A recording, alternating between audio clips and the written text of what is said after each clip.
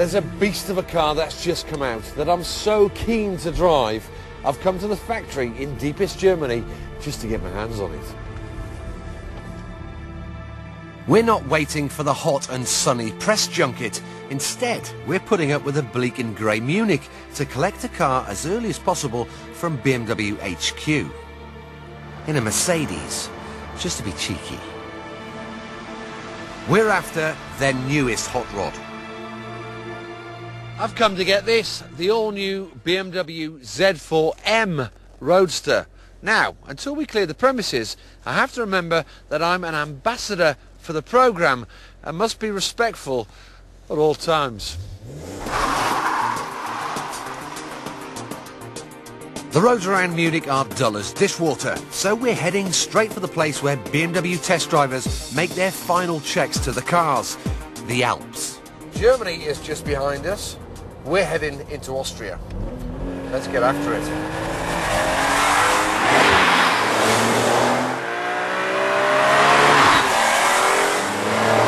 The Z4M costs about 43 grand, so it's about the same price as the M3. It's got the same fantastic 340 brake horsepower straight six engine, but it's even lighter. So that means it's even faster. Now, I heard reports that this Z4M is a bit of an animal, a bit unwieldy, almost like a modern AC Cobra. Well, I disagree. Yes, if you turn off the electronic toys, it can be a bit nervous at times, but only if you drive it like a fool. It is a bit back to basics, but that's what a Roadster should be. But one area where the Z4M is definitely as leery as the AC Cobra is outright performance, like 0 to 60 in 5 seconds, for example.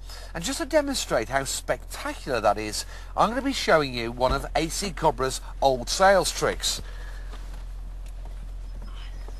Now, Ian, our faithful director, will be the guinea pig. Carroll Shelby, back in the 60s, used to place a £20 note on the dashboard, and if under hard acceleration the customer could take it off the dash, it was theirs. Let's see if you can get it.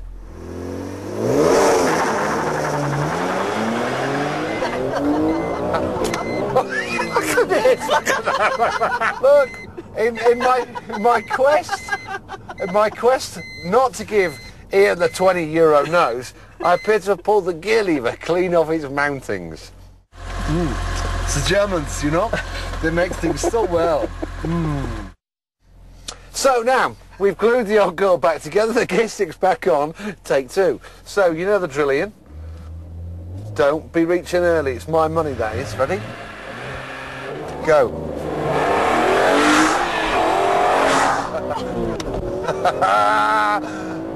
Well, mate, I'm at 60 miles an hour. Keep your hands off, that's my dough. It's quite impressive, that, isn't it? It's very, yeah, genuinely couldn't reach it. I'll be having that. Thank you very much. That's mine now. £2 grand to fix the car. Yeah. Now, all the controls match the car's personality. I mean, the clutch is heavy. The gearbox, that's heavy too. The steering, they've done away with this fancy electronic system and put on, they've gone back to basics if you like, and put on a hydraulic system. It gives more feel, makes it a heavier turn in. It's a proper sports car. It's how they should feel, stiff and taut. You know, this is a car when you're thrashing around dodgy little roads like we are now. You have to have a little bit in reserve. You have to give it, you know, a certain amount of respect. That can't be said of other cars. You know, that can't be said of the Porsche Boxster. Porsche is so accomplished, almost too easy to drive on the ragged edge. This is, I wouldn't say it's a bit of an animal, but I would say you've got to think about what you're doing.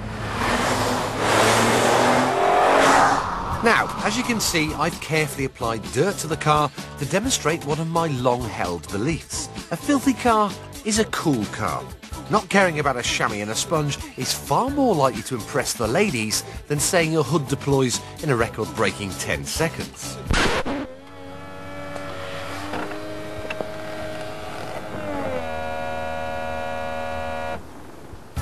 I tend to treat all my cars like ashtrays, and it's never failed. Take note, boys. So, here's the big question. Should you buy a Z4 M Roadster? Well, it's a tough call given that the Porsche Boxster S is £3.5 cheaper and almost as quick.